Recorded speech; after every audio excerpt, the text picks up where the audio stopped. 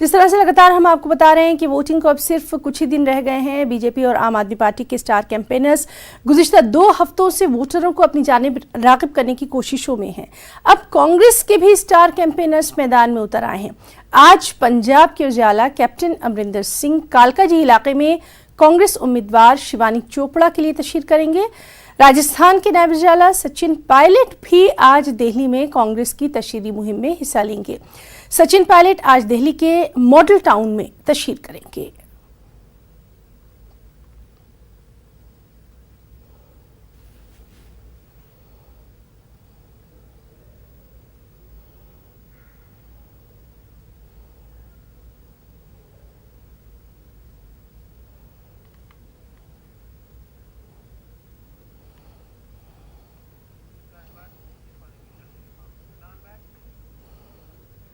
एक और अहम खबर मुबैना